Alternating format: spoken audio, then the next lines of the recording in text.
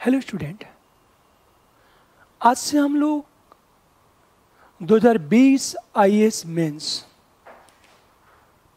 2020 IAS mains के संभावित प्रश्नों को डिस्कस करेंगे।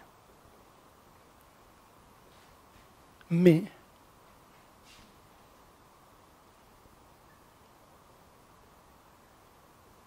पूछे जाने वाले संभावित प्रश्नों का डिस्कशन होगा।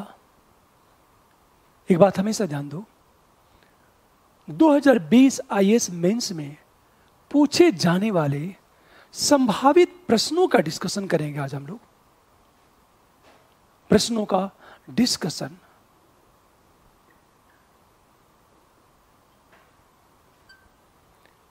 इसमें सामान्यतः जो आईएएस मेंस की बात करते हैं, हम लोग शुरुआत करेंगे इथिक्स से। इथिक्स हम लोग डिस्कस करेंगे और इसमें मेरी कोशिश होगी कि 60 से लेकर 80 प्रश्नों को मैं डिस्कस करूं। क्योंकि टाइम नहीं है, इसमें कुछ मैं केस स्टडी को डिस्कस करूंगा। वहां आईएएस मेंस में जो प्रश्न पूछे जाते हैं, ध्यान देना इस बात को कि कुछ प्रश्न ऐसे पूछे जाते हैं जो स्ट्रेट फॉरवर्ड है। जैसे सदगुणों का संकट क्या है, कई बार मीनिंग पर प्रश्न पूछा जाता है। कई बार क्या होता है, इनोवेटिव आइडिया पूछता है, नवाचारी उपाय बताएं, इनोवेटिव आइडिया। और कई बार क्या होता है एथिक्स के इस प्रश्न में, यह पूछता है, एक सिचुएशन क्रिएट करता है यूपीएससी, आपसे यह पूछता है कि उचित उपाय सुझाएं। या कई बार यूपीएससी क्या करेगा, आपसे यह प्रश्न पूछेगा कि इस शब्द को किस अर्थ में स्वीकार करना पसंद करेगा और क्यों। इस शब्द को किस अर्थ में स्वीकार करना पसंद करेगा और क्यों। कई फॉर एग्जाम्पल, आप ज्ञान को किस रूप में मानते हैं, आप न्याय को किस रूप में स्वीकार करेंगे, आप सुख को किस रूप में स्वीकार करेंगे। कई बार इस तरह के प्रश्न पूछा जाता है। मैं केवल आपको लिखना सिखाऊंगा और मैं यह बताऊंगा कि आपको सोचना कैसे है, किस डायरेक्शन में सोचना है। कई बार जब यूपीएससी पूछता है आप अपने विचार को व्यक्त करें, तो ध्यान देना इस बात को, सामाजिक और व्यक्तिगत स्तर, प्रशासनिक स्तर और राजनीतिक स्तर, इन तीनों की बात करेंगे हम लोग। कई बार यूपीएससी ये पूछेगा आपसे कि अपना इनोवेटिव आइडिया, नवाचारी विचार या उपाय बताएं। तो इनोवेटिव जब आइडिया की बात करेगा यूपीएससी, तो एक बात हमेशा ध्यान रखना आपको कि कमेटी की रिपोर्ट नहीं बतानी है। आपसे केवल इनोवेटिव आइडिया पूछ रहा है, नवाचारी उपाय पूछ रहा है। हमेशा ध्यान देना, आज मैं डिस्कस करने जा रहा हूं जो इथिक्स का पहला पार्ट है, नीति शास्त्र और मानवीय सहसंबंध। ये इथिक्स का पहला पार्ट है। इसमें हम लोग लगभग 25 से 30 प्रश्नों को डिस्कस करेंगे। उसके बाद इथिक्स का जो सेकेंड पार्ट है, जो एटीट्यूड, एप्टीट्यूड और इमोशनल इंटेलिजेंसी की बात करेंगे। आप ध्यान देना किस तरह के प्रश्न पूछे जाते हैं यूपीएससी में और हम लिखते क्या है। आप थोड़ा सा ध्यान दोगे तो नंबर पाना आपके लिए बहुत आसान है। जैसे एक चीज ध्यान देना इस बात को, मैं सबसे पहले पहला प्रश्न लेता हूं, सद्गुण का अर्थ क्या है? क्या समाज का विकास या विकास का हर एक रास्ता साहस से गुजरता है? क्वेश्चन नंबर 1 देखो आप। हम सबसे पहले बात करेंगे इथिक्स। इसमें पहला क्वेश्चन नंबर 1 देखो आप, सद्गुण का अर्थ क्या है?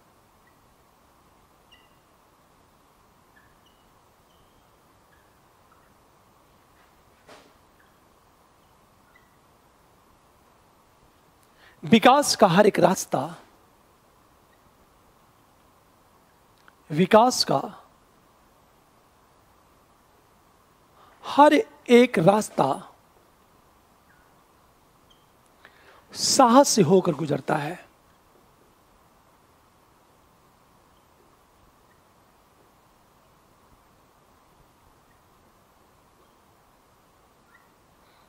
उदाहरण के साथ स्पष्ट करें।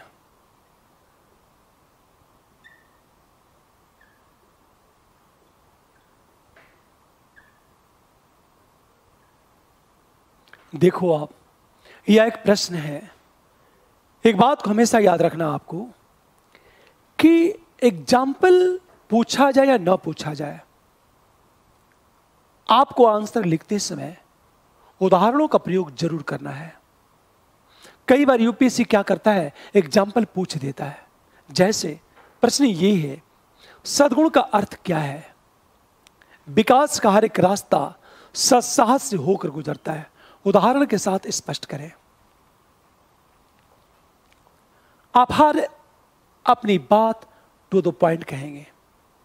जैसे मान लिया जाए यह प्रश्न है, इथिक्स के पेपर में मूल्यांकन परीक्षण शब्द का प्रयोग बहुत कम करता है।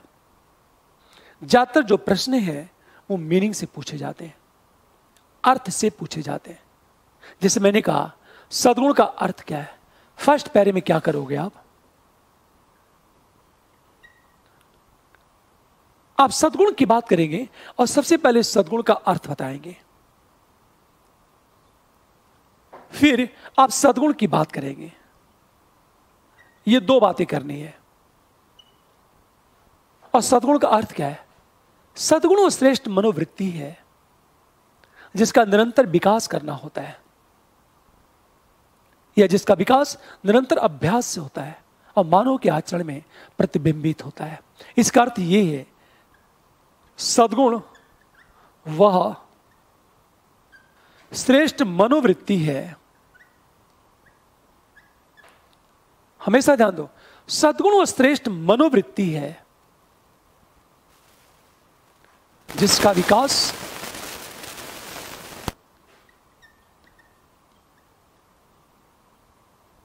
निरंतर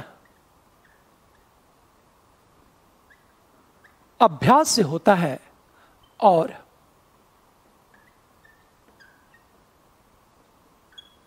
मानव के आचरण में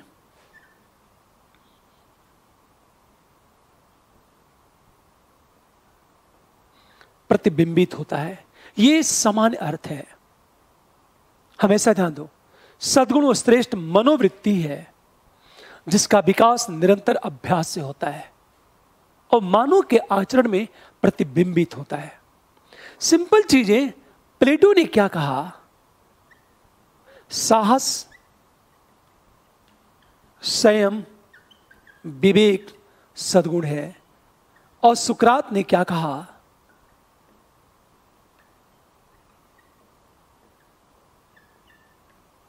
ज्ञान ही सद्गुण है।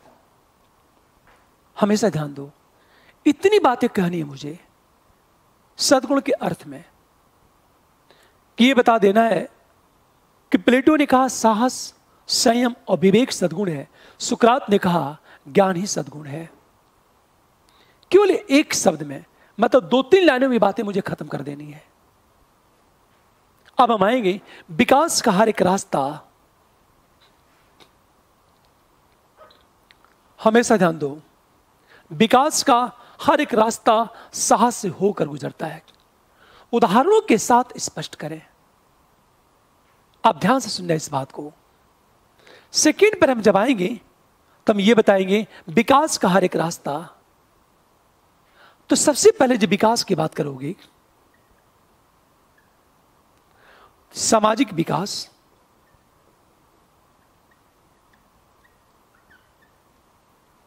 राजनीतिक विकास, तकनीकी विकास,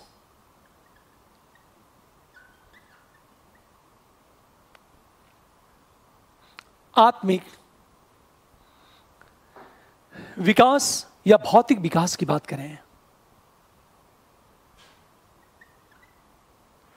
और हम भौतिक विकास की बात करें, सेकेंड पैरा में बेहतर यह होगा कि आप विकास का फिगर बना दो सामाजिक, राजनीतिक, हमेशा ध्यान दो इस बात को, सामाजिक, राजनीतिक, तकनीकी, आत्मिक, भौतिक इत्यादि एक फिगर बना दोगे आप। इन सेकेंड पैरे में आप देखो प्रश्न क्या है। विकास का हर एक रास्ता साहस से होकर गुजरता है। उदाहरणों के साथ स्पष्ट करें।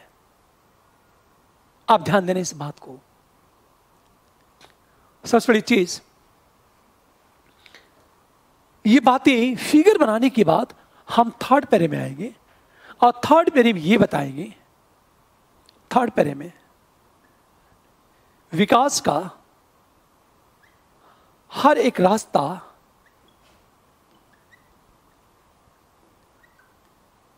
साहस से होकर गुजरता है। एग्जाम्पल बताना है, जैसे अब ध्यान से सुनना, जैसे सबसे बड़ी चीज, सामाजिक विकास के लिए आधुनिक मूल्यों का समावेश आवश्यक है। अब आप बात करोगे नंबर ए, बस मैं हिंट कर रहा हूं, ये जब सामाजिक विकास की बात करोगे तो सामाजिक विकास के लिए आधुनिक मूल्यों का समावेश, इसके लिए क्या करना होगा, हमेशा ध्यान दो इस बात को, इसके लिए क्या करना होगा, सामाजिक एवं धार्मिक सुधार आंदोलन, धार्मिक आंदोलन, इसके लिए क्या चाहिए, साहस चाहिए। पूरी बात, यदि साहस है तो सामाजिक एवं धार्मिक सुधार आंदोलन चलेगा, यह होगा तो आधुनिक मूल्यों का समावेश होगा, और यह होगा तो सामाजिक विकास होगा।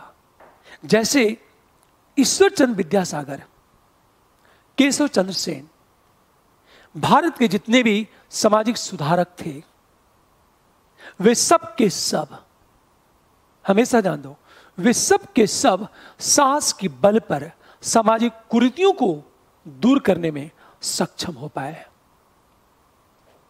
ये एग्जाम्पल, आपको एग्जाम्पल पर ज्यादा फोकस करना है। बहुत सारे एग्जाम्पल, जैसे मैंने कहा अमेरिका में मार्टिन लूथर किंग ने क्या किया, नस्ली भेदभाव को समाप्त करने के लिए, नस्ली भेदभाव को समाप्त करने के लिए लगातार संघर्ष किया। साहस, भीमराव अंबेडकर ने जाति प्रथा को तोड़ने के लिए और छुआछूत को समाप्त करने के लिए संघर्ष किया। साहस के बल पर ही संघर्ष किया उन्होंने। साहस पहला पॉइंट। हम दूसरी चीज बात करें, राजनीतिक विकास अर्थात लोकतांत्रिक विकास के लिए आपको बस अपनी बातें टू द पॉइंट कहनी है। नंबर बी, राजनीतिक विकास अर्थात लोकतांत्रिक विकास के लिए लोकतांत्रिक मूल्यों के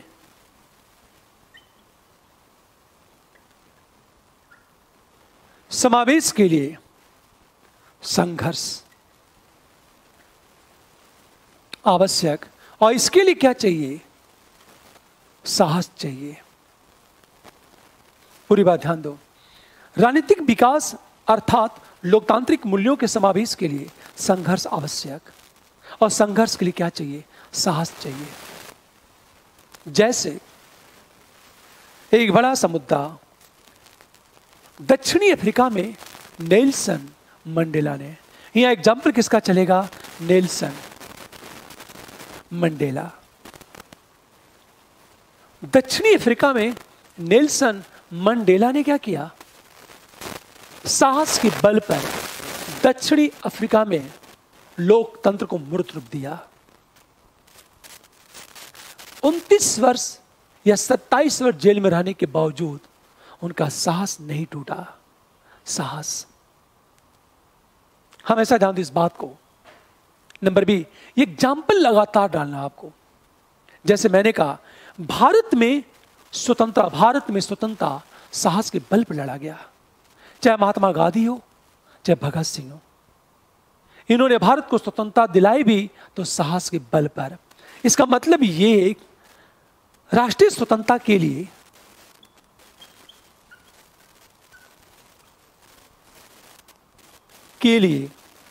साहस आवश्यक है। चाहे फ्रांसीसी क्रांति हो, चाहे अमेरिकन क्रांति हो, चाहे भारत को ब्रिटेन से स्वतंत्रता मिली हो, यह स्वतंत्रता साहस के बल पर। सोचो जरा, अंग्रेजों ने कितनी प्रताड़ना दी, कितने लोगों को जेल में डाल दिया। यह कहा जाता है सजा मौत दे दी गई, फिर भी अंग्रेजों द्वारा दी गई प्रताड़ना भारतीयों के साहस को नहीं तोड़ पाई। और एक दिन ऐसा हुआ कि अंग्रेजों को भारत छोड़ना पड़ा। इसका अर्थ यह है, दुनिया में जहां जहां भी स्वतंत्रता आंदोलन हुआ और देश को स्वतंत्रता मिली, उसके पीछे साहसी लोगों की भूमिका है। भगत सिंह ने मौत को एक्सेप्ट किया। चंद्रशेखर आजाद ने भी मौत को स्वीकार किया। 1857 की जो क्रांति हुई, उसके पीछे साहसी तो था। हम लाखों सैनिकों के विरोध में कुछ हजार सैनिक लड़ रहे हैं। साहस।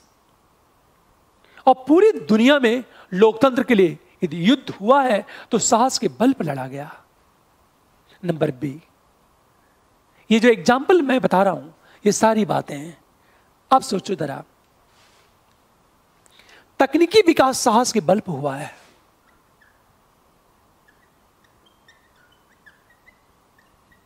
विकास भी साहस के बल पर। जैसे एल्वा एडिसन की बात करें हम लोग, पूरी बात ध्यान देना। इन्होंने बल्ब की खोज की, लेकिन इतनी बार असफल होने के बावजूद वो बार बार असफल हो रहे थे। फिर एक दिन उन्होंने बल्ब की खोज कर डाली। साहस। इसका अर्थ यह है कि साहस के बल पर आज पूरा देश अंतरिक्ष की यात्रा कर रहा है। हम पत्थरी युग से अंतरिक्ष युग में प्रवेश कर गए। इसके पीछे जो तकनीक काम कर रही है, उसके पीछे कहीं ना कहीं साहस है। अर्थात असफलता हमारे साहस को तोड़ नहीं पाई। और साहस का मतलब क्या होता है? विषम परिस्थितियों में धैर्य को बनाए रखना। हमेशा हम नंबर डी की बात करें, मैं केवल पॉइंट बता रहा हूं, आपको लिखना है। नंबर डी, हम आत्मिक विकास की बात करें। आत्मिक विकास के लिए नैतिक विकास जरूरी है। आप सोचो, नैतिक विकास के लिए अंत प्रज्ञा की आवाज, पूरी बात ध्यान दो। आत्मिक विकास के लिए नैतिक विकास जरूरी है। नैतिक विकास के लिए इंट्यूशन की आवाज सुनना आवश्यक है। पर लोग इंट्यूशन की आवाज नहीं सुनते। हमेशा यह कहा जाता है बाहरी लोगों से लड़ना आसान है, पर अपने आप से लड़ना बहुत कठिन है। इंट्यूशन की जो आवाज है व्यक्ति को नैतिक पथ क्यों ले जाती है। और ये जो इंट्यूशन की आवाज है, ये कहा जाता है इंट्यूशन की आवाज के अनुसार चलना अत्यंत कठिन है। अंत प्रज्ञा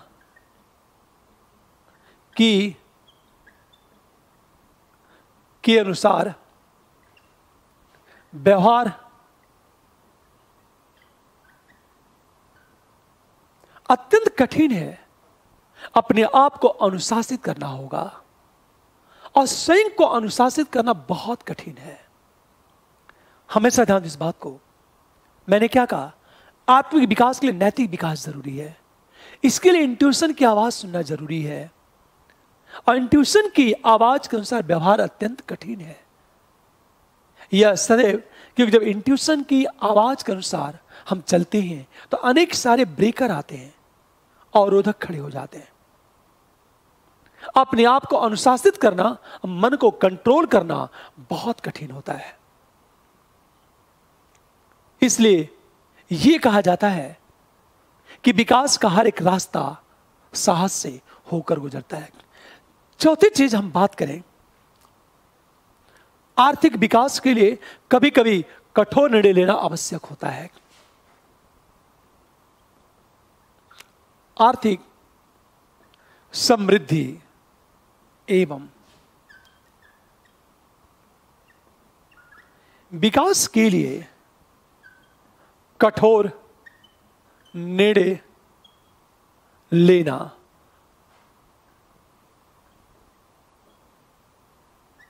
जिसका विरोध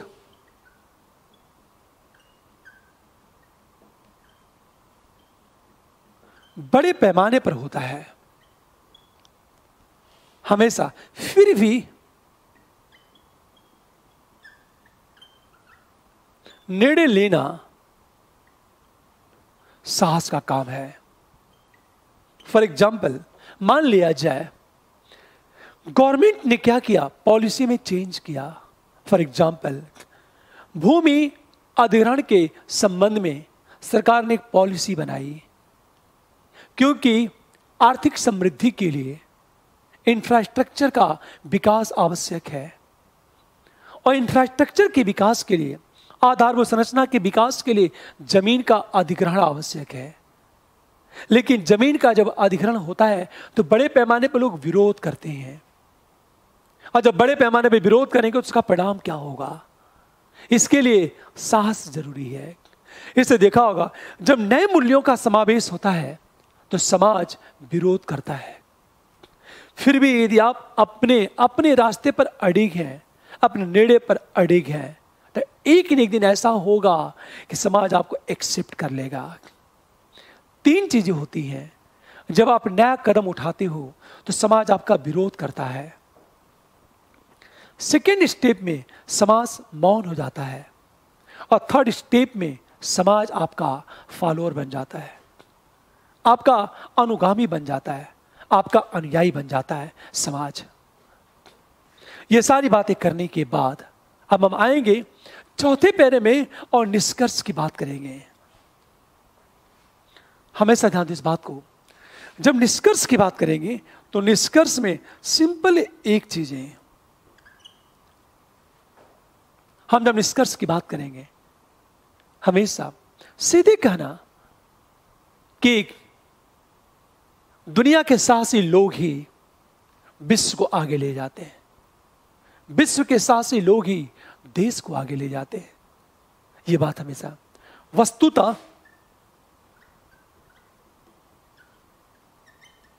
विश्व के साहसी लोग ही विश्व या देश को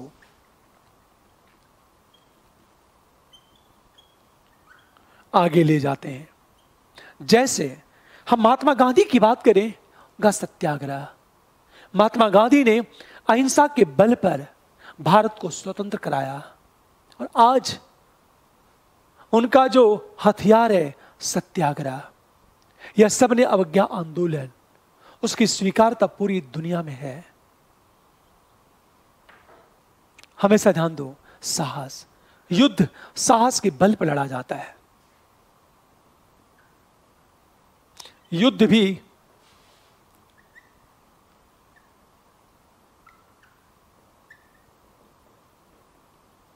हमेशा ध्यान दो, ये जो युद्ध है वह भी साहस के बल पर लड़ा जाता है।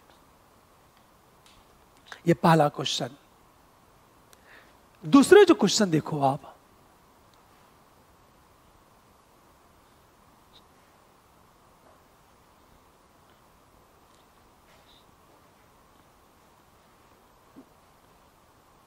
दूसरा क्वेश्चन देखो आप, क्वेश्चन नंबर 2,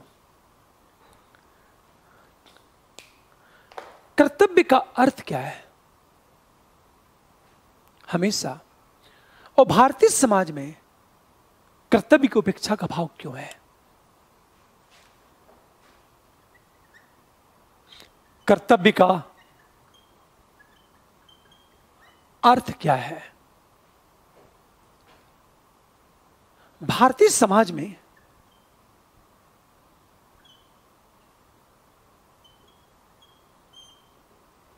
कर्तव्य की उपेक्षा का भाव क्यों है? कर्तव्य की उपेक्षा का भाव क्यों है? एक सामान्य प्रश्न है ये एक सिंपल क्वेश्चन है और यूपीएससी में 250 नंबर में कम से कम 30 नंबर का प्रश्न इसी तरह पूछा जाता है। देखो आप, कर्तव्य का अर्थ क्या है? भारतीय समाज में कर्तव्य की उपेक्षा का भाव क्यों है? अर्थात लोग कर्तव्य की उपेक्षा क्यों कर रहे हैं? आप सबसे पहले क्या करोगे? कर्तव्य का अर्थ बताओगे आप।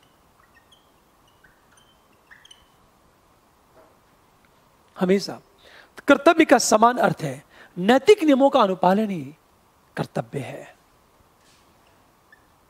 नैतिक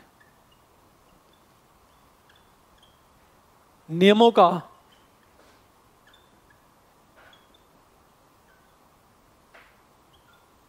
अनुपालन ही कर्तव्य है। ध्यान से सुनो इस बात को। कर्तव्य का अर्थ क्या है? ये जो नैतिक नियम है, नैतिक नियमों का अनुपालन ही कर्तव्य है।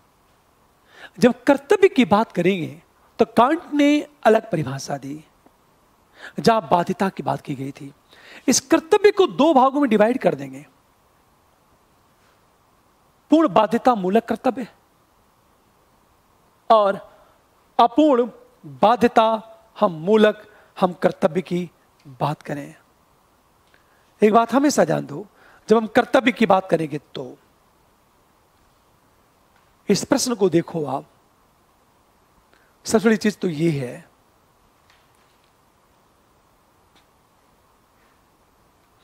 जैसे एक तो ये है पूर्ण बाध्यता,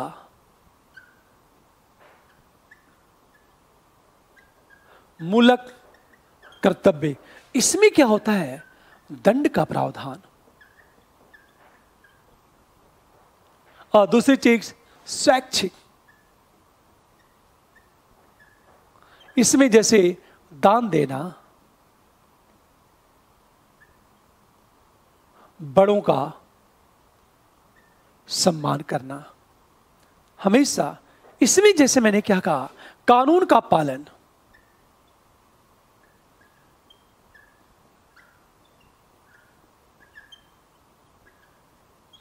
टैक्स देना, यह पूर्ण बाध्यता मूलक कर्तव्य है। हमेशा ध्यान दो इस बात को। जैसे आप कानून का पालन नहीं करते तो आपको दंड मिलेगा। टैक्स देना, यहां दंड का प्रावधान है। दान देना, बड़ों का सम्मान करना, यह स्वैच्छिक है। केवल एक लाइन में इसकी मीनिंग बतानी है आपको, क्योंकि केवल अर्थ पूछ रहा है आपको। और लिखना कितना है? 150 शब्दों में। आप सोचो, भारतीय समाज में कर्तव्य की उपेक्षा का भाव क्यों? हम सेकंड पैरे की जब बात करेंगे, सेकंड पैरे की जब बात करेंगे हम लोग,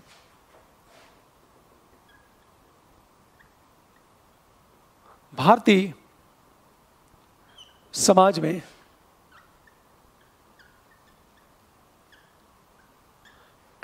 की उपेक्षा का भाव। क्यों? तब ध्यान से सुने इस बात को। ये जो कर्तव्य की उपेक्षा है, ये जो कर्तव्य की उपेक्षा है, ये क्यों है? व्यक्ति अपने कर्तव्य की उपेक्षा क्यों करता है? एक प्रशासक क्यों करता है और एक राजनेता क्यों करता है? ये तीन बातें करेंगे हम लोग। एक व्यक्ति अपने कर्तव्य की उपेक्षा क्यों करता है? जैसे मैंने कहा, सिंपल चीजें। व्यक्ति द्वारा कर्तव्य की उपेक्षा, इसका पहला कारण क्या है? कर्तव्यों की अज्ञानता।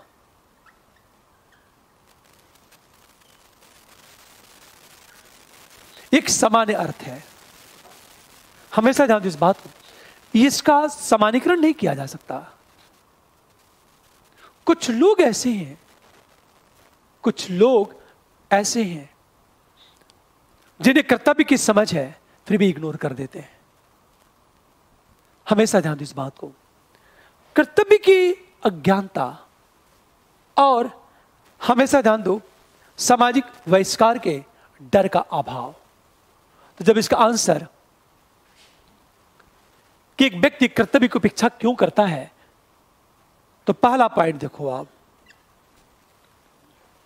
हमारे जिस परिवेश में रहता है, सामाजिक परिवेश, और उस परिवार में कर्तव्य की उपेक्षा के प्रति सकारात्मक सोच।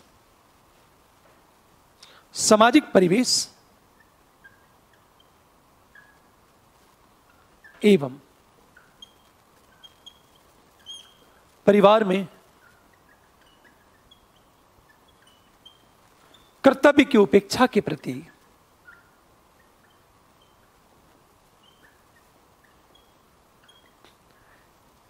हमेशा व्यक्ति कर्तव्य पे सबसे ज्यादा बल देता है। वो जिस परिवेश में रहता वहां भी कर्तव्य की उपेक्षा हो रही है, और जिस परिवार में रहता वहां भी कर्तव्य की उपेक्षा हो रही है। हम नंबर बी की बात करें कि एक व्यक्ति कर्तव्य की उपेक्षा क्यों करता है, ये हमेशा ध्यान दो इस बात को। कई बार क्या होता है कि क्षमता के सापेक्ष कर्तव्य का निर्धारण ना हो पाना,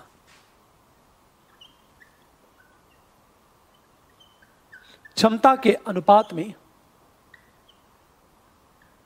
कर्तव्य के निर्धारण का अभाव।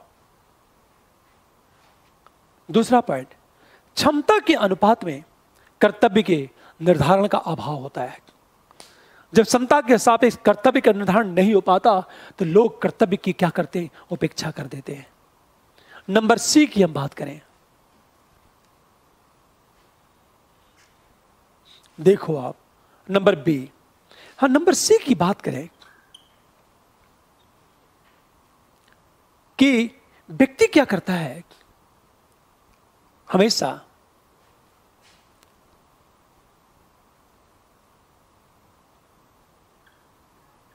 व्यक्ति का मूल्यांकन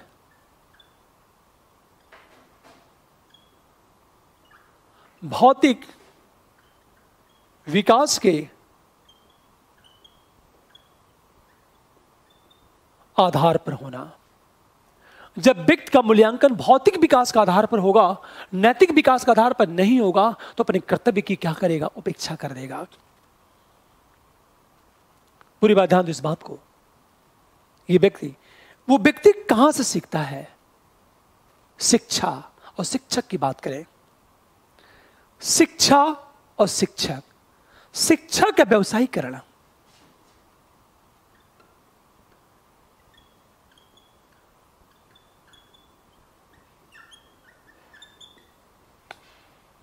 करण तथा आर्थिक लाभ को अत्यधिक महत्व। जब शिक्षा का व्यवसायीकरण होगा और आर्थिक लाभ का अत्यधिक महत्व मिलेगा तो स्वाभाविक है व्यक्ति अपने कर्तव्य को क्या करेगा? इग्नोर कर देगा। नंबर सी और नंबर डी की बात करें, नंबर 1 की बात करें कि एक व्यक्ति कर्तव्य की उपेक्षा क्यों करता है। अधिकार और कर्तव्य में अधिकार का अत्यधिक महत्व देना।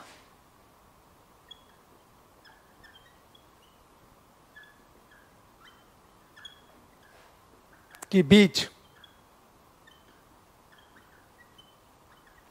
अधिकार को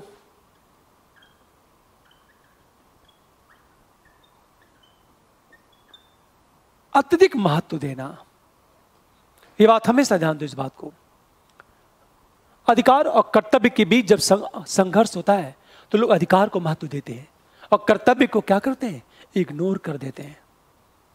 हमेशा ध्यान दो इस बात को। और समाज में क्या होता है, अधिकार को सबसे ज्यादा महत्व दिया भी जा रहा है। जब समाज में अधिकार को सबसे ज्यादा जब महत्व मिलेगा तो क्या होगा, लोग क्या करेंगे, अपने कर्तव्य को इग्नोर कर देंगे और अधिकार को क्या करेंगे, सबसे ज्यादा महत्व देंगे। इसका परिणाम क्या होगा, जब लोग सबसे ज्यादा महत्व देंगे तो लोग कर्तव्य को इग्नोर कर देंगे। अंत में देखा जाए एफ क्या होगा, कर्तव्य की उपेक्षा के बाद कर्तव्य का अनुपालन करने से समाज में प्रतिष्ठा सम्मान नहीं मिलती है।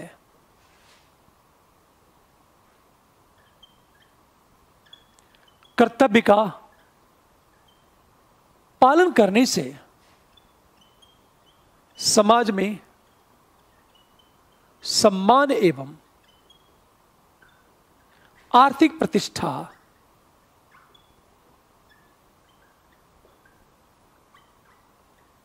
नहीं मिलती है। हमेशा ध्यान दो, कर्तव्य पालन करने से समाज में सम्मान और आर्थिक प्रतिष्ठा नहीं मिलती। आप कर्तव्य का पालन करते रहो, बल्कि सामाजिक प्रतिष्ठा इस आधार पर मिलती है कि आपके पास किस अनुपात में भौतिक संसाधन है। अगला ध्यान देने इस बात को।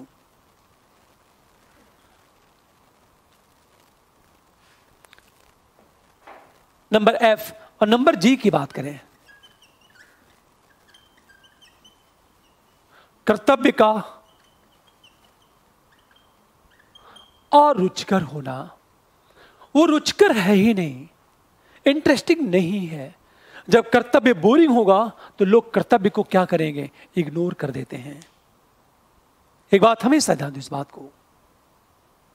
तो सबसे बड़ी चीज आगे जो बात हुई थी, कर्तव्य और अधिकार के बीच संघर्ष में अधिकार को महत्व मिलना, न कि कर्तव्य को। व्यक्ति का मूल्यांकन भौतिक विकास का आधार पर होना, न कि नैतिक विकास का आधार पर। शिक्षा का व्यवसायीकरण तथा आर्थिक लाभ को महत्व मिलना, सामाजिक और पारिवारिक परिवेश में कर्तव्य की उपेक्षा का भाव और उसके प्रति सकारात्मक सोच।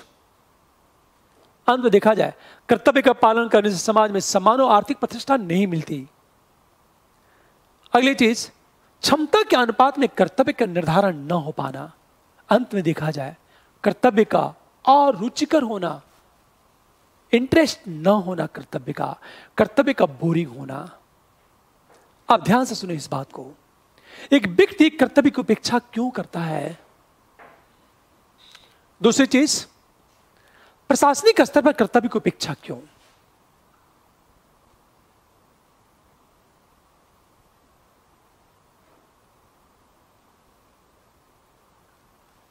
कर्तव्य की उपेक्षा क्यों।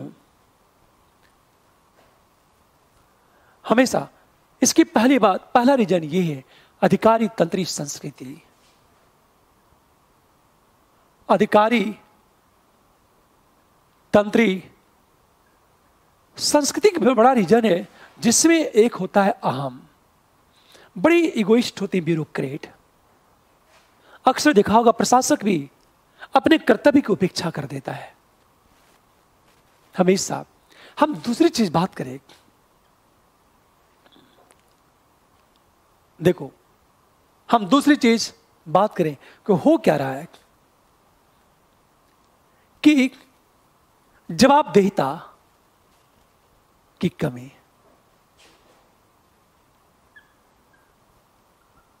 जवाबदेहिता की कमी या अभाव की बात करें हम लोग, हमेशा ध्यान दो इस बात को, ये जो अधिकारी तंत्री संस्कृति है ईगो, जवाबदेहिता की कमी या अभाव होता है। और जब जवाबदेहिता की कमी होगी तो ब्यूरोक्रेट क्या करेगा? अपने कर्तव्य की उपेक्षा कर देता है। तीसरी चीज, सोशल ऑडिट का अभाव।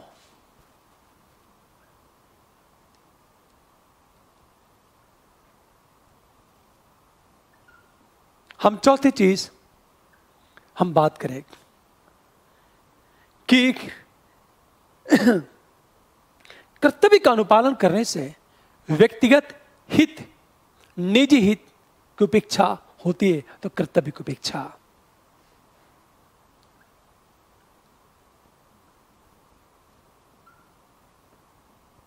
करने से निजी उपेक्षा, अंत में प्रशासनिक आचार संहिता का दंडनीय न मानना। प्रशासनिक आचार के उल्लंघन का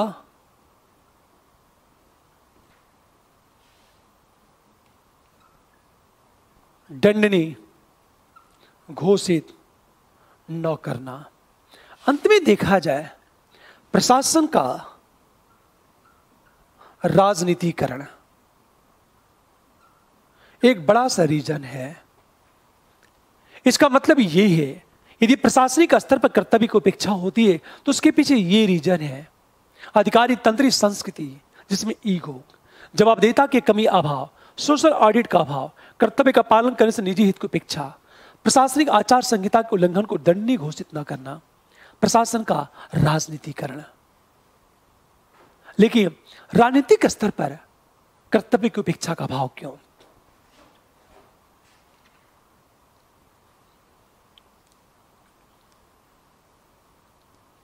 हमेशा ध्यान दो, राजनीतिक स्तर पर कर्तव्य की उपेक्षा का भाव क्यों?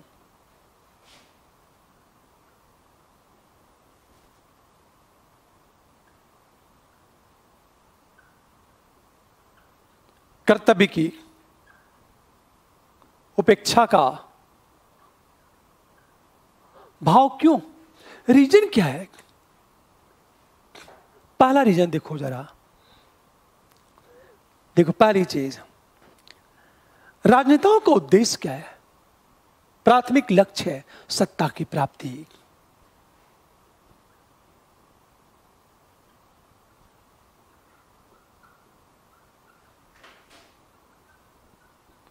प्राथमिक उद्देश्य सत्ता की प्राप्ति है, न कि कर्तव्य का पालन।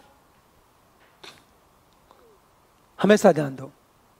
दूसरी चीज देखा जाए कि निंदा के प्रति नकारात्मक सोच,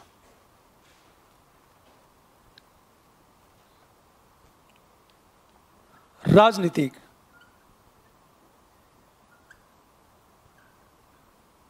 आलोचना के प्रति नकारात्मक सोच एक बड़ी भूमिका निभाती है। तीसरी चीज देखा जाए, हमेशा ध्यान दो इस बात को कि राजनीतिक स्तर पर भी जवाबदेहिता की कमी है।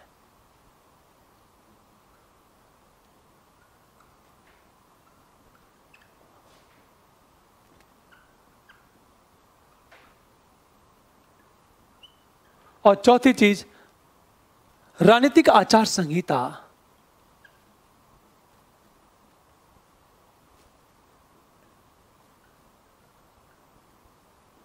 हमेशा ध्यान दो इस बात को।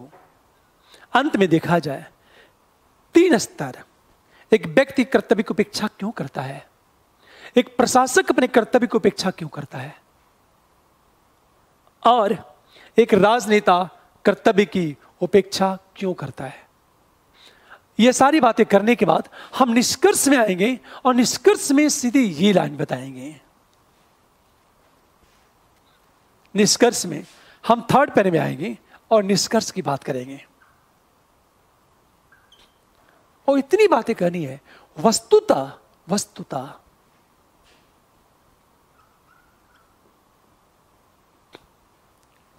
एक अनुशासनबद्ध,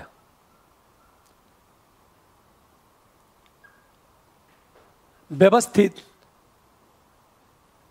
एवं विकसित समाज के निर्माण के लिए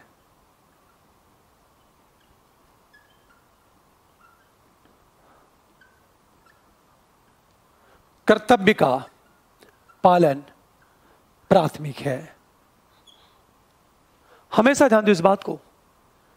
वस्तुतः एक अनुशासनबद्ध, व्यवस्थित एवं विकसित समाज के निर्माण के लिए कर्तव्य का पालन जरूरी है। जैसे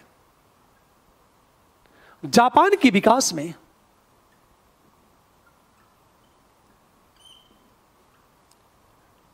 प्रत्येक नागरिक द्वारा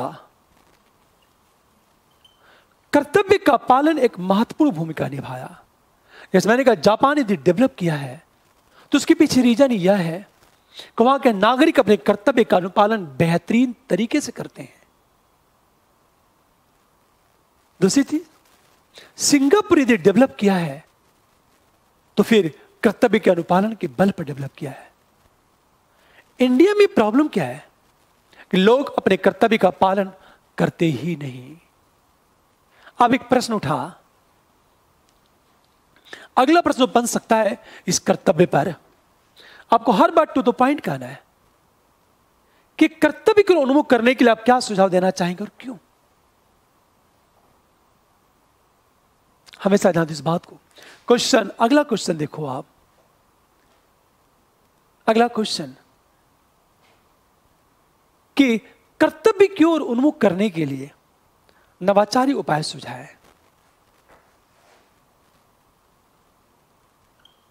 कर्तव्य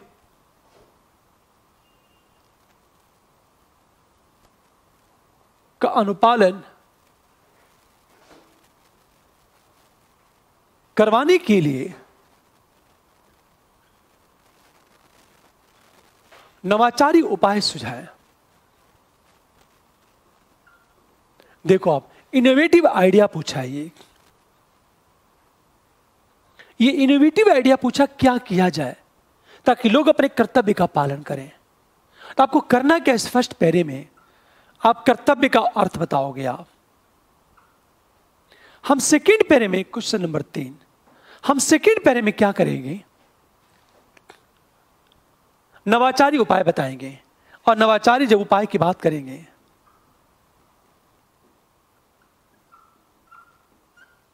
कुछ इनोवेटिव आइडिया बताई जाए, ऐसा विचार, नवाचारी उपाय, ऐसा उपाय जो कारगर हो। अब हम सोचो, आप हम व्यक्तिगत स्तर पे क्या हो रहा है,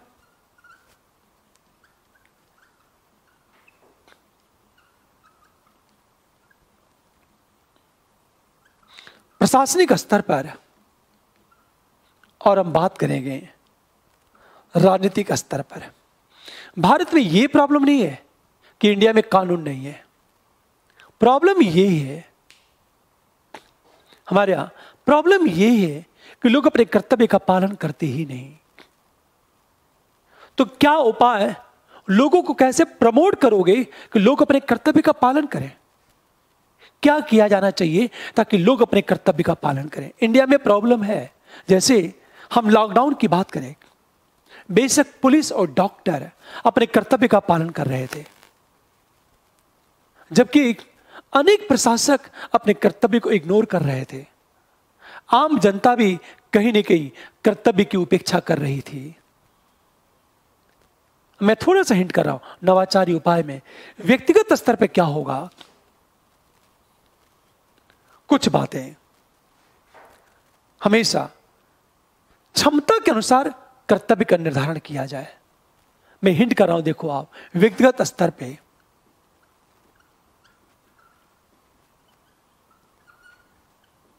के अनुसार कर्तव्य का निर्धारण हो। दूसरी चीज, हमेशा कर्तव्य के अनुपालन पर ही अधिकारों को उपलब्ध कराया जाए। कर्तव्य के अनुपालन के सापेक्ष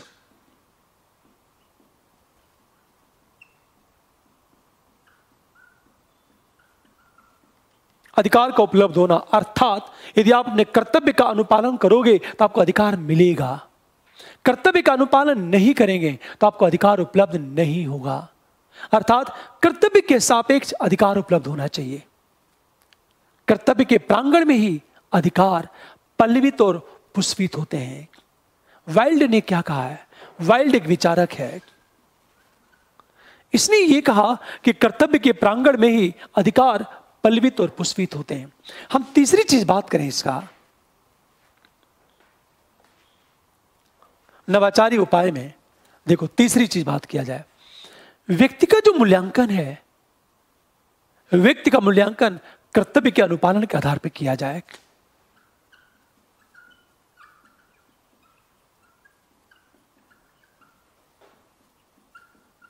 कर्तव्य के अनुपालन के आधार पर हो। अगला ध्यान दो इस बात को, कर्तव्य का बोध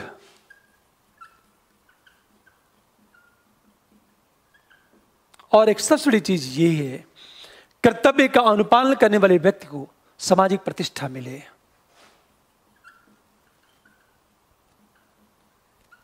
पालन करने वालों को सामाजिक प्रतिष्ठा, जैसे एक छोटे से एग्जांपल लेता हूं आपसे मैं, कि मान लीजिए कोई व्यक्ति अपने कर्तव्य का पालन करता है तो समाज उसे सम्मानित करे या प्रशासक उसे सम्मानित करे, उसके नाम पर किसी प्लेस का नामकरण हो। जब प्रतिष्ठा मिलेगी तो इसका परिणाम क्या होगा? अन्य लोगों को प्रेरणा मिलेगी, और जब अन्य लोगों को प्रेरणा मिलेगी, अन्य लोग मोटिवेट होंगे कर्तव्य का पालन करने के लिए। अंत में यह देखा जाए कि कर्तव्य के उल्लंघन को दंडनीय अपराध घोषित किया जाए।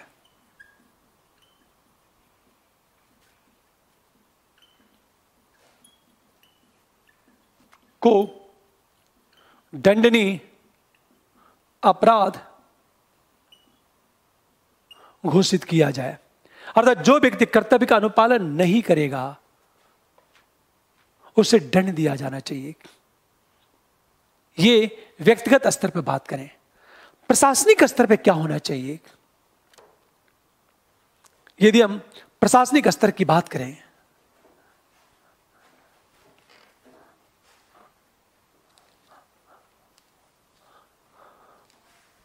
कुछ नवाचारी उपाय प्रशासनिक स्तर पर,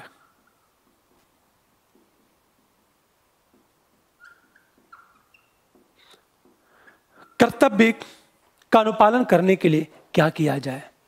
हमेशा ध्यान दो, जो वहां कमी है यहां इस कमी को दूर कर दो। आप जो पिछले क्वेश्चन में कि कर्तव्य की उपेक्षा का भाव क्यों पैदा हो रहा है, ये छोटी छोटी वर्ड्स हैं, यहां से प्रश्न पूछा जाता है। हमेशा ध्यान दो, यदि प्रशासनिक स्तर की हम बात करें तो सबसे पहले हमारा जो प्रश्न चलेगा, पहली चीज प्रशासक को जवाबदेह बनाया जाए।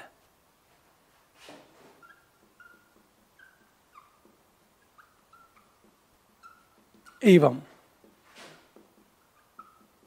पारदर्शिता को सुनिश्चित किया जाए।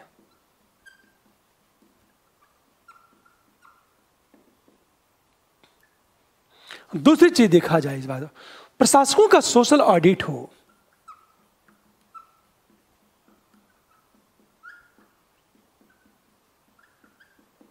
तीसरा,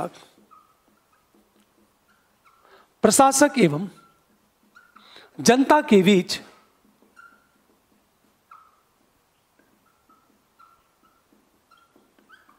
इंटरेक्शन हो। हमेशा ध्यान दो, प्रशासकों का सोशल ऑडिट हो। अगला, प्रशासक एवं जनता के बीच इंटरेक्शन हो, अंतरक्रिया होनी चाहिए। हम चौथी चीज बात करें, एक तो जवाबदेहिता और पारदर्शिता को सुनिश्चित करना, प्रशासकों का सोशल ऑडिट हो, प्रशासक और जनता के बीच इंटरेक्शन होना चाहिए, अंतरक्रिया होनी चाहिए। जब इंटरेक्शन होगा तो प्रशासक अपने कर्तव्य के प्रति प्रतिबद्ध होगा, सोशल ऑडिट होगा तो प्रशासक अपने कर्तव्य के प्रति प्रतिबद्ध होगा। गवर्नेंस को प्रोत्साहित किया जाए।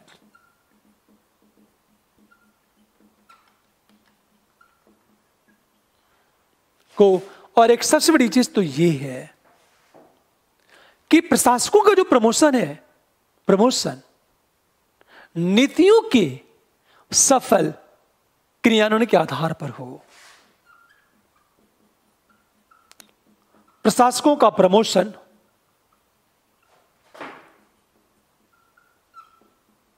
नीतियों के सफल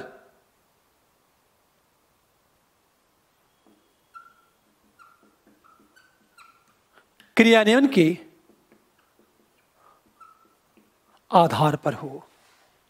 जब प्रशासकों का प्रमोशन नीतियों के सफल क्रियान्वयन के आधार पर होगा तो स्वाभाविक है प्रत्येक प्रशासक प्रमोशन पाने के लिए नीतियों के सफल क्रियान्वयन के प्रति प्रतिबद्ध होगा। इसके लिए अपने कर्तव्य का ईमानदारी से क्या करेगा, वो पालन करेगा। अगली बात, ध्यान दो इस बात को, राजनीतिक स्तर पर क्या होना चाहिए ताकि राजनेता अपने कर्तव्य का पालन करें।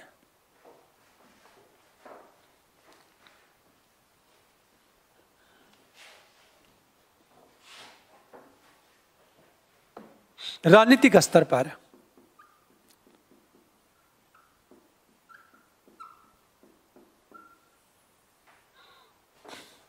हमेशा ध्यान दो इस बात को, पहली चीज देखा जाए रिकॉल सिस्टम हो। रिकॉल सिस्टम का मतलब यह होगा कि हम प्रतिनिधि को बुला लेंगे। रिकॉल सिस्टम के कारण जनप्रतिनिधि अपने कर्तव्य के प्रति पूर्णता प्रतिबद्ध होगा। यह बात हमेशा ध्यान दो इस बात को। तीसरी चीज बात करें, चुने गए जनप्रतिनिधियों के आचरण का प्रतिवर्ष समीक्षा हो। चुने गए जनप्रतिनिधि के आचरण का प्रतिवर्ष मूल्यांकन हो और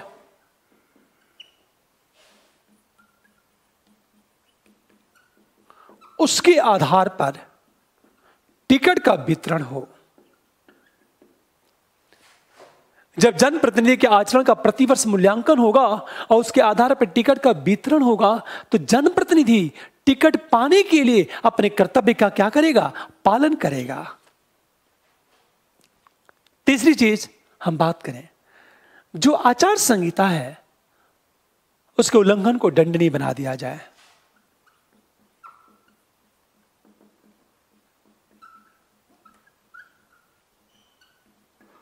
को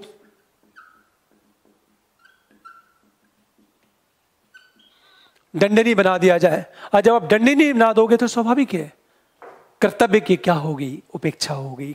अंत में देखा जाए कर्तव्यनिष्ठ राजनेताओं के चयन को महत्व दिया जाए।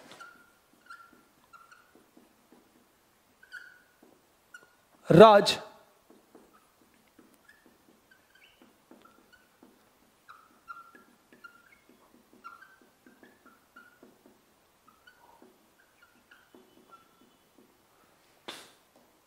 किया जाए तो स्वाभाविक है राजनेता क्या होंगे, कर्तव्यनिष्ठ हो जाएंगे। ये व्यक्तिगत स्तर पे क्या होगा, प्रशासनिक स्तर पे क्या होगा और राजनीतिक स्तर पे क्या होगा। इनोवेटिव आइडिया पूछेगा तो ये सारे पॉइंट आपको क्या करने होंगे, डालने होंगे। ये सारी बातें करने के बाद हम थर्ड पैरे में आएंगे और निष्कर्ष की बात करेंगे। निष्कर्ष में केवल एक लाइन, थर्ड पैरे में हम निष्कर्ष की बात करेंगे।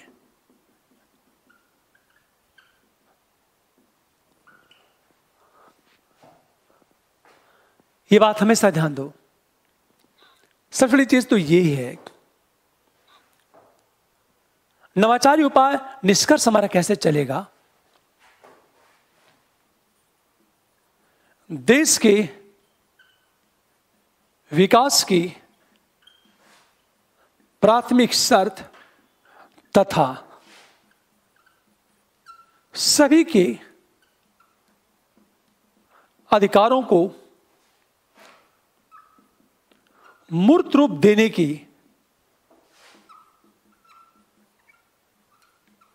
प्राथमिक शर्त कर्तव्य का पालन है। हमारा निष्कर्ष, आंसर क्लोज। अगला क्वेश्चन देखो आप। कई बार यूपीएससी ये पूछता है कि किस कंडीशन में नैतिक होगा, कि कानून का पालन उल्लंघन किस परिस्थिति में नैतिक हो सकता है, या हो सकता है आपसे प्रश्न ये पूछा जाए। क्वेश्चन नंबर हम 4 की बात करें।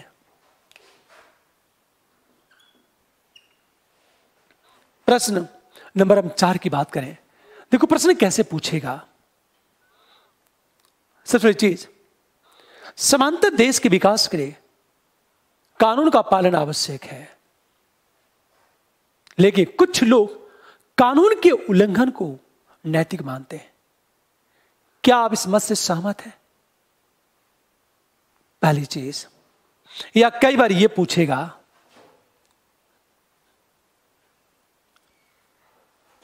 हमेशा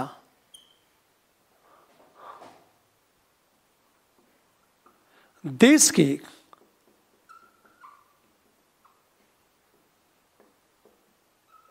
विकास के लिए कानून के अनुपालन को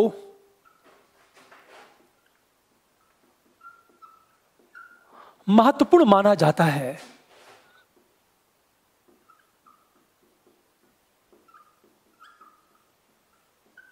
देश के विकास के लिए कानून के अनुपालन को महत्वपूर्ण माना जाता है। किस परिस्थिति में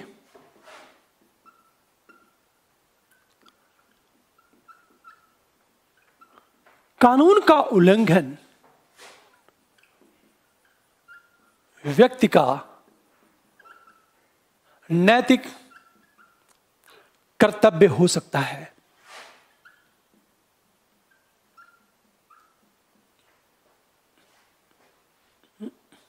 पूरी बात ध्यान देना। देश के विकास के लिए कानून के अनुपालन को महत्वपूर्ण माना जाता है। किस परिस्थिति में कानून का उल्लंघन व्यक्ति का नैतिक कर्तव्य हो सकता है? यही प्रश्न है। यह बहुत ही सामान्य प्रश्न है। आपको सोचना किस तरह है, यह ध्यान देना इस बात को। किस परिस्थिति में कानून का उल्लंघन व्यक्ति का नैतिक कर्तव्य हो सकता है? यह प्रश्न 2 भागों में टूट जाएगा। कानून के अनुपालन को महत्वपूर्ण माना जाता, क्यों? फर्स्ट पैरा,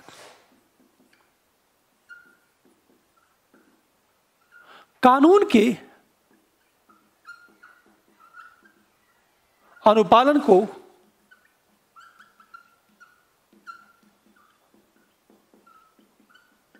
महत्वपूर्ण माना जाता क्योंकि, हम क्योंकि की बात करेंगे। हमेशा कानून के अनुपालन को महत्वपूर्ण माना जाता क्योंकि की बात A, B, C और D की बात करें। लेकिन हमारा सबसे महत्वपूर्ण प्रश्न यही है कि किस परिस्थिति में कानून का उल्लंघन व्यक्ति का नैतिक कर्तव्य हो सकता है। एक बात याद रखना, क्यों माना जाता है। पहली बात ध्यान दो, कानून के पालन से एक व्यवस्थित समाज का निर्माण होता है। एक व्यवस्थित समाज का निर्माण, समावेशी विकास होता है। प्रत्येक व्यक्ति को उसका लाभ मिलता है। लोकतांत्रिक और संवैधानिक मूल्य मूर्त रूप लेते हैं, देश और समाज का विकास होता है। तो मैं थोड़ा सा हिंट कर रहा हूं, मैं केवल कानून के अनुपालन से क्योंकि कानून के पालन से क्या होता है, यह हमेशा ध्यान दो इस बात को। कानून के पालन से क्या होता है?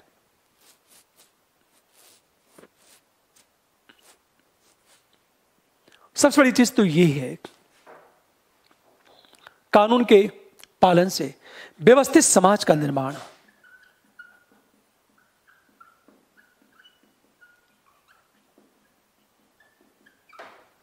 एक अनुशासनबद्ध समाज का निर्माण होता है। जब कानून का पालन होता है तो लोकतांत्रिक एवं संवैधानिक मूल्य मूर्त रूप लेते हैं। तीसरी चीज, कानून के पालन से क्या होता है, लोगों के अधिकार सुरक्षित रहते हैं, उनका जीवन सुरक्षित रहता है। जीवन एवं अधिकार सुरक्षित। एक सबसे बड़ी चीज तो यह है, समावेशी एवं सामाजिक न्याय। न्याय एवं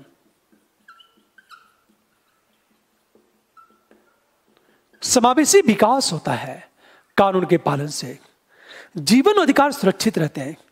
सोशल जस्टिस एवं इंक्लूसिव ग्रोथ बना रहता है कानून के पालन से। संविधान की महत्ता बनी रहती है।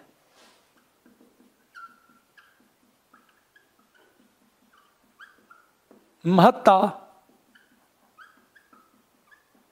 बनी रहती है। और सबसे बड़ी चीज तो ये है, हमेशा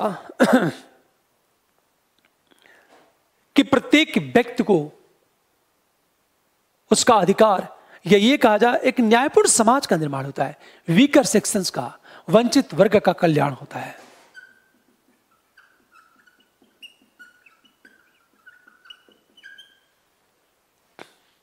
यह कहा जाता है, सबसे बड़ी चीज ये है कि आर्थिक समृद्धि होती है। एक सिंपल आप मैप बना देना, आप फिगर में सारी बातें कह देनी है। लेकिन प्रश्न ये है, किस परिस्थिति में कानून का उल्लंघन व्यक्ति का नैतिक कर्तव्य है। अब तक तो हम ये पढ़ रहे थे कानून का पालन करना व्यक्ति का कर्तव्य है, पर अब प्रश्न ये है, कानून का उल्लंघन व्यक्ति का नैतिक कर्तव्य है। अब हम आएंगे सेकंड पैरे में। आज अब सेकंड पैरे की जब बात करेंगे हम लोग,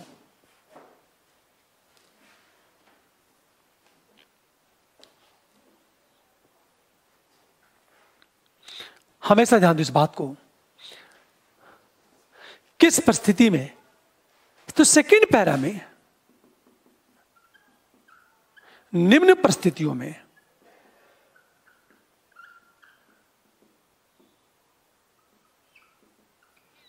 कानून का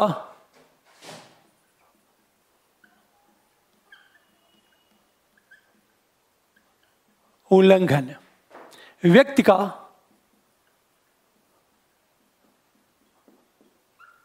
नैतिक कर्तव्य।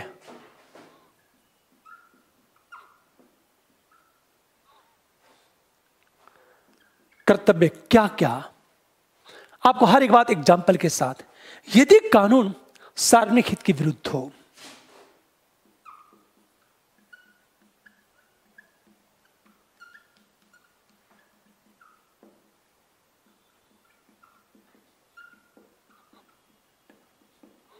हमेशा ध्यान दो, यदि कानून सार्वजनिक हित के विरुद्ध हो तो प्रत्येक व्यक्ति का यह नैतिक कर्तव्य है कि वो कानून का उल्लंघन करे। जैसे महात्मा गांधी ने क्या कहा, महात्मा गांधी ने नमक कानून का उल्लंघन किया था। नमक कानून का उल्लंघन किया था महात्मा गांधी ने, क्योंकि अंग्रेजों द्वारा निर्मित नमक कानून सार्वजनिक हित के विरुद्ध था। जो चंपारण में नील आंदोलन चला, उस सरकार के कानून का विरोधित हुआ। विरोध हुआ था, क्योंकि जो नील को लेकर अंग्रेजों ने कानून का निर्माण किया था वो पब्लिक इंटरेस्ट के विरुद्ध था हमेशा। नंबर बी की बात, लोकतांत्रिक एवं संवैधानिक मूल्यों के विरुद्ध हो।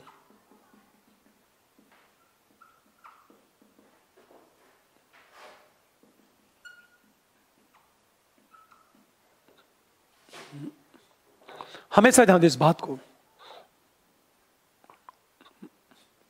यदि कानून सार्वजनिक हित के विरुद्ध हो, नंबर बी लोकतांत्रिक एवं संवैधानिक मूल्यों के विरुद्ध होगा, तो स्वाभाविक है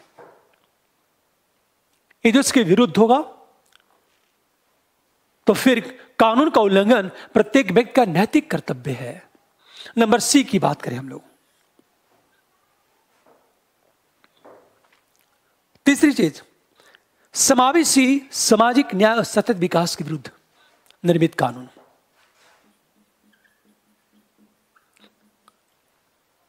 एक बात हमेशा ध्यान दो, इसमें तो गांधी जी का नमक कानून का विरोध, इसमें जो एग्जाम्पल चलेगा आपका, जैसे मार्टिन लूथर किंग ने क्या किया कि नस्ली भेदभाव के लिए जिस कानून का निर्माण हुआ उस कानून का जमकर विरोध किया। हमेशा ध्यान दो इस बात को। तीसरी चीज, समावेशी विकास, सामाजिक न्याय।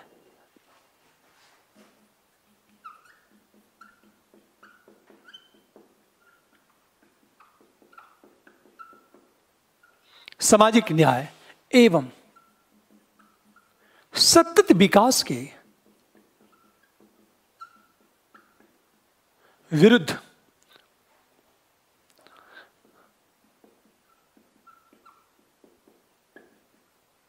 यह जो निर्मित कानून है, पूरी बात ध्यान दो, समावेशी विकास, सामाजिक न्याय एवं सतत विकास के विरुद्ध निर्मित कानून का उल्लंघन करना व्यक्ति का नैतिक कर्तव्य है।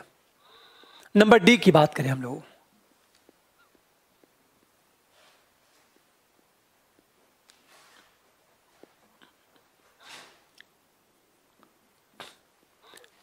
नंबर डी की बात करें, एक बात हमेशा ध्यान दो, यदि कोई ऐसा कानून है जिससे हमारा जो ग्रोथ है वो जॉबलेस है, यदि ऐसा कोई कानून है जिससे हमारा ग्रोथ जॉबलेस और रूटलेस है, तो उसका विरोध करना चाहिए। यदि कोई ऐसा कानून है जिससे विकास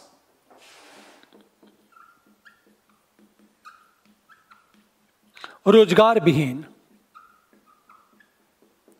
जड़ विहीन एवं भविष्य विहीन है,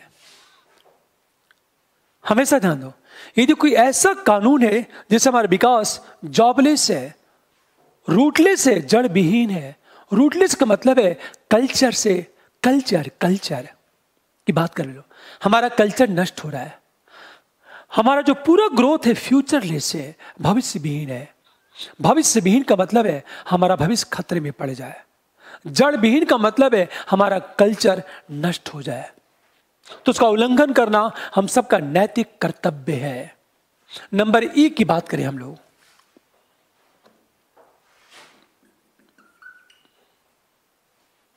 हमेशा ध्यान दो इस बात को, किस कंडीशन में कानून का उल्लंघन करना आपका नैतिक कर्तव्य है। हमेशा ध्यान दो इस बात को। मान लिया जाए कोई ऐसा कानून है जिससे विस्थापन बड़े पैमाने पर होता है, यदि कानून से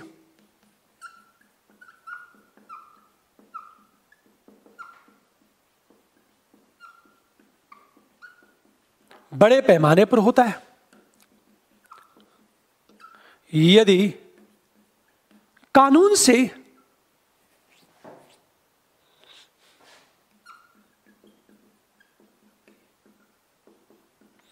पड़ोसी देशों से संबंध खराब होते हैं या उनकी संप्रभुता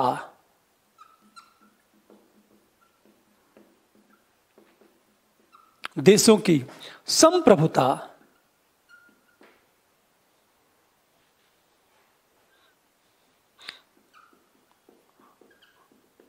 खतरे में है। हमेशा यदि कोई ऐसा कानून बना जिससे बड़े पैमाने पर विस्थापन होता है तो उस कानून का विरोध करना प्रत्येक व्यक्ति का नैतिक कर्तव्य है। यदि कानून से पड़ोसी देशों से संबंध खराब होते हैं या पड़ोसी देशों की संप्रभुता खतरे में है, जैसे भारत कोई ऐसा कानून का निर्माण करता है, किसी ऐसे कानून का निर्माण करता है जिससे नेपाल की संप्रभुता खतरे में है या बांग्लादेश की संप्रभुता खतरे में है, तो उसका विरोध करना हमारा नैतिक कर्तव्य है। क्यों?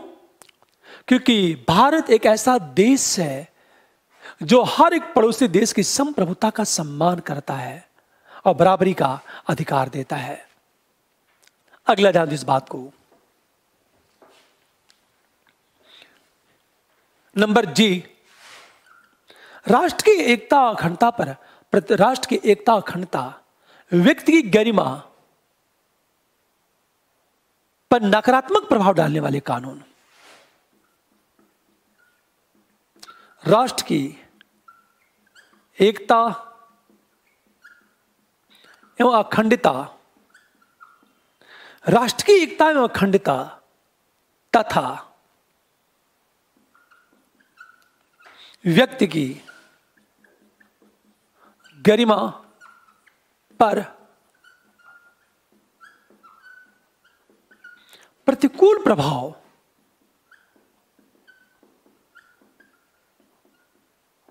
डालने वाले जो कानून है, यदि कोई कानून ऐसा है जिससे राष्ट्र की एकता अखंडता प्रभावित होती हो, व्यक्ति की गरिमा पर प्रतिकूल प्रभाव पड़ता हो, तो उस कानून का विरोध करना हम सबका नैतिक कर्तव्य है। सेक्युलर सोसाइटी, धार्मिक राष्ट्रवाद, हमेशा ध्यान दो, धार्मिक राष्ट्रवाद को प्रमोट करने वाला कानून,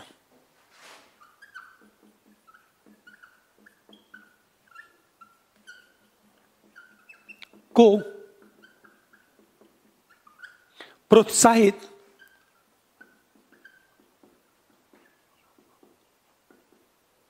ये बात हमेशा ध्यान दो इस बात को, ये जो धार्मिक राष्ट्रवाद है को प्रोत्साहित करने वाले जो कानून है, अंत में प्रशासन के राजनीतिकरण की हम बात करें या आलोचना के प्रति, पूरी बात ध्यान देने इस बात को, आलोचना अभिव्यक्ति की स्वतंत्रता, आलोचना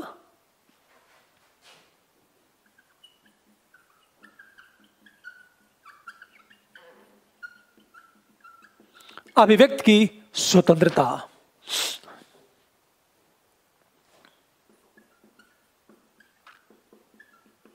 संवैधानिक संस्थाओं की स्वतंत्रता पर प्रतिकूल प्रभाव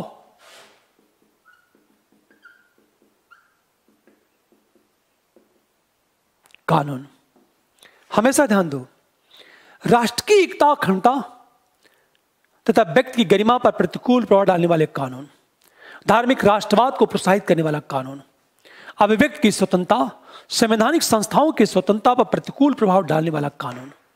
यदि कोई ऐसा कानून है तो उसका विरोध करना हम सबका नैतिक कर्तव्य है।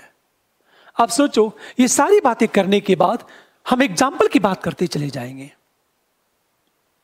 हमेशा जैसे यदि एग्जाम्पल पूछा जाए न पूछा जाए, एग्जाम्पल का प्रयोग करना ही करना है आपको। ये सारी बातें करने के बाद हम सीधे थर्ड पैरे में आएंगे और निष्कर्ष की बात करने हम लोग। और निष्कर्ष में इतनी बातें करनी है हर कानून का पालन करना नैतिक नहीं हो सकता, बल्कि उन कानूनों का पालन करना नैतिक हो जो सार्वजनिक हित में हो।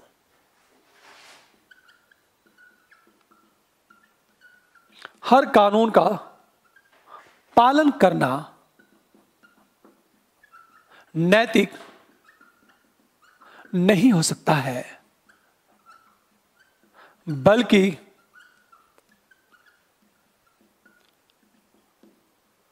उन कानूनों का पालन नैतिक होगा जो संवैधानिक एवं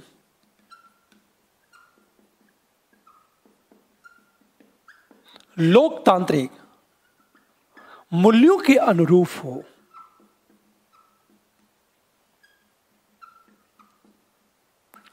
यह हमारा प्रश्न चलेगा। आप ध्यान से सुनिए इस बात को। कई बार क्या होता है, आपसे सिंपल कर्तव्य की दुविधा क्या है, डायलेमा ऑफ ड्यूटी, और कर्तव्य की दुविधा से बचने का रास्ता क्या है। एक तो कर्तव्य की दुविधा क्या है, और दूसरी चीज आप कर्तव्य से बचेंगे तो कैसे बचेंगे। आपके पास कर्तव्य से बचने का रास्ता क्या है। कई बार यूपीएससी इस तरह के प्रश्न आपसे पूछेगा। जैसे हम बात करते हैं, अगला क्वेश्चन देखो आप,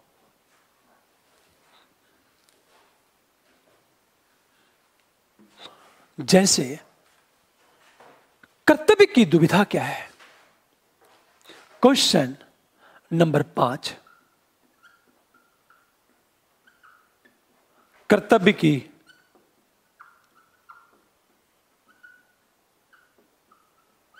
दुविधा क्या है, यह कर्तव्य की दुविधा का अर्थ क्या है। कर्तव्य की दुविधा का अर्थ क्या है। डायलेमा ऑफ ड्यूटी,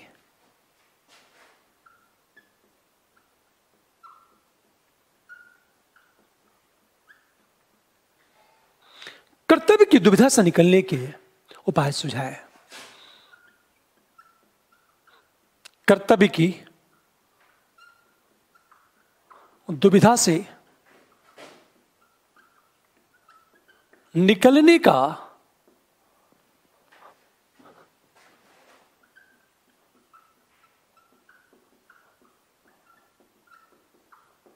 उपाय बताएं। आप सबसे पहले क्या करोगे, हम कर्तव्य का अर्थ बताएंगे, और कर्तव्य का अर्थ क्या है, नैतिक नियमों का पालन।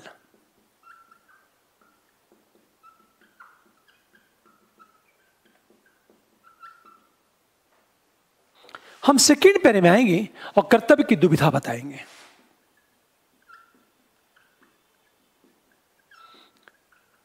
द डायलेमा ऑफ ड्यूटी की बात करें, दुविधा का मतलब यह है हम असमंजस में रहते, क्या करें और क्या ना करें। यह दुविधा, हम क्या करें और ना करें। तो हमारे पास दो तरह के कर्तव्य हैं। डायलेमा की बात करें, हम दो तरह के कर्तव्य हैं। एक का अनुपालन करते तो दूसरा इग्नोर हो जाता है, और दूसरे का पालन करते हैं तो पहला उपेक्षित हो जाता है। इसे कर्तव्य की दुविधा कहा जाता है। जैसे एक छोटा सा एग्जांपल लेता हूं आपसे, कर्तव्य की दुविधा। आप एग्जाम देने जा रहे हैं, एग्जाम देना आपका कर्तव्य है, लेकिन रास्ते में कोई घायल व्यक्ति मिल गया, उसकी सहायता करना, उसे हॉस्पिटल पहुंचाना भी आपका कर्तव्य है। अब आप दुविधा में फंस गए।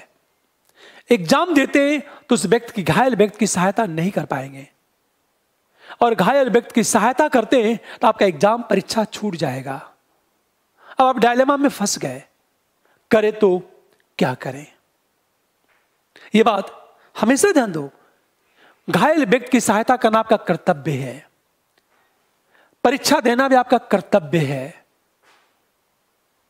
दोनों में से आप एक का अनुपालन करते हैं, दूसरा छूट जाएगा, और दूसरे का अनुपालन करते हैं तो पहला छूट जाएगा। यही है कर्तव्य की दुविधा, डायलेमा। हम करें तो क्या करें, कर्तव्य की दुविधा। हम थर्ड पैरे में आएंगे। अच्छा, यहां एग्जाम्पल के साथ बताना है। जैसे एग्जाम्पल लिया मैंने, रास्ते में घायल व्यक्ति मिलता है, उसकी सहायता करना आपका कर्तव्य है। एग्जाम देना आपका कर्तव्य है। ये इस एग्जाम्पल को एग्जाम देने जाते हैं तो उस व्यक्ति की सहायता नहीं कर पाएंगे। उस व्यक्ति की सहायता करते हैं तो आप एग्जाम आपका छूट जाएगा। ये डायलेमा है। आप सोचो, कर्तव्य की दुविधा से निकलने का उपाय क्या है? कर्तव्य की दुविधा से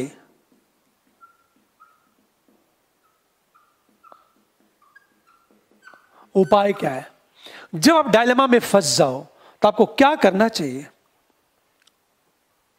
हमेशा ध्यान दो इस बात को।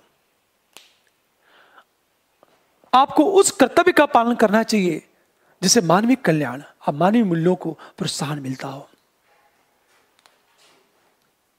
उस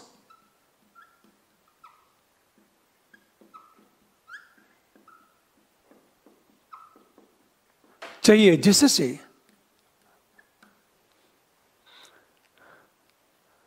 मानवीय मूल्यों को प्रोत्साहन मिले।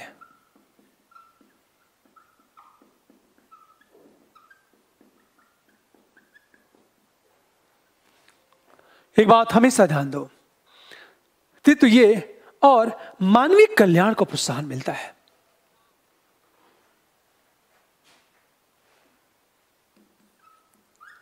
एवं मानवीय कल्याण को प्रोत्साहन मिले। नंबर 2, जो संविधान और लोकतंत्र से सुसंगत हो।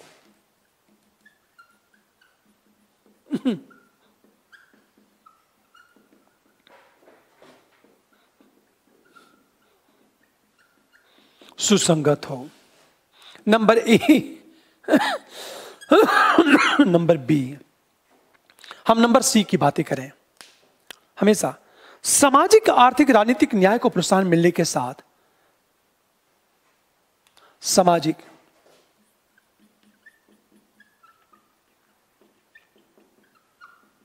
आर्थिक, राजनीतिक न्याय को प्रोत्साहन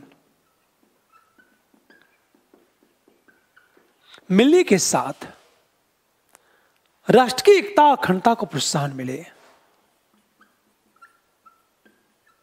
कि एकता एवं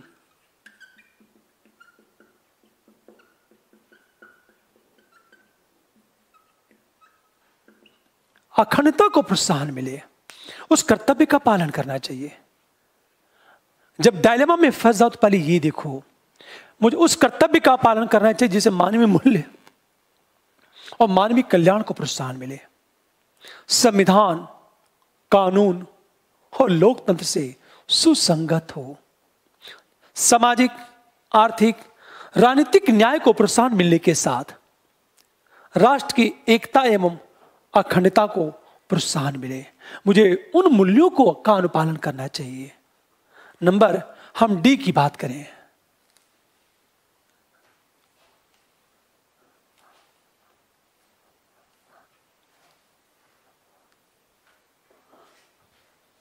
हमेशा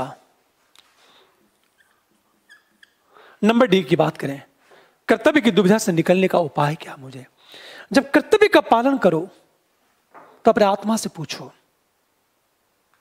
कि क्या उस कर्तव्य का पालन करने के बाद आपको समाज में प्रतिष्ठा मिलेगी? स्वयं से पूछना कि क्या उस कर्तव्य का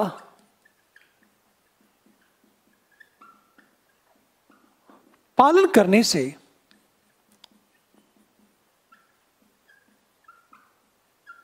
सामाजिक प्रतिष्ठा मिलेगी? एक बात हमेशा ध्यान दो, आप जिस कर्तव्य का पालन कर रहे हो उनसे पूछो कि आप जिस कर्तव्य का पालन करने जा रहे हो, क्या उस कर्तव्य का पालन करने मात्र से आपको सामाजिक प्रतिष्ठा मिलेगी कि नहीं मिलेगी? ये बात हमेशा ध्यान देना इस बात को। नंबर ई की बात करें हम लोग, ये बात हमेशा ध्यान दो इस बात को। महात्मा गांधी ने एक सूत्र दिया है कि जब भी कुछ करो तो ये दो ही देख लो कि निचले पायदान पर खड़े व्यक्ति पर क्या प्रभाव पड़ रहा है।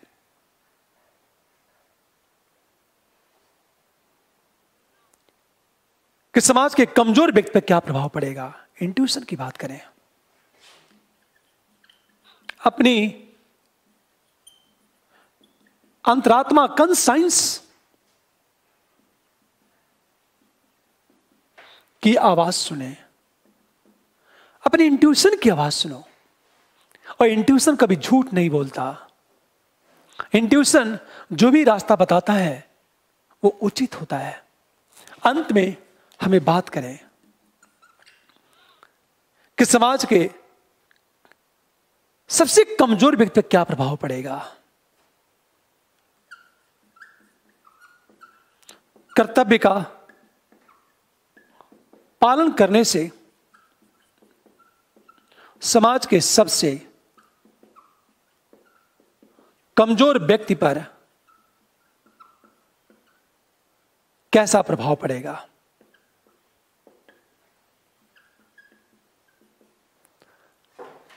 महात्मा गांधी जब एनसीईआरटी खोलोगे आप, पहला पेज, कवर पेज खोलो तो लिखा हुआ है, महात्मा गांधी ने कहा है मैं आपको मंत्र देता हूं कि जब आप डायलेमा में फंसो तो कोई भी कदम उठाओ तो कदम उठाने से पहले सोच लो कि समाज के सबसे कमजोर व्यक्ति पर उसका क्या प्रभाव पड़ेगा। तो हमेशा कर्तव्य का पालन करने से समाज के सबसे कमजोर व्यक्ति पर क्या प्रभाव पड़ेगा यह सोचना होगा। अब देखो आप, ये थर्ड पैरा। अब हम आएंगे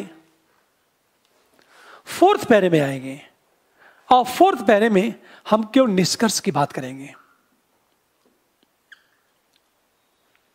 निकलने का उपाय बताएं। आपको केवल उपाय बताना, स्ट्रेट फॉरवर्ड क्वेश्चन है यह सीधा सीधा प्रश्न है यह। आप उपाय बताएं तो क्या उपाय बताओगे। सीधे बातें निष्कर्ष के, निष्कर्ष में इतनी बातें कहनी है। वस्तुतः प्रत्येक व्यक्ति कर्तव्य की दुविधा में अवश्य फंसता है और निकलना उसे भी है। यदि आपने अच्छे कर्तव्य को चयन किया तो आपके व्यक्तित्व का बेहतरीन विकास होगा। आंसर क्लोज हमारा इस रूप में हमारा आंसर चलेगा। अब एक बात ध्यान देने इस बात को, शेष बातें हम लोग कल करेंगे। Thank you.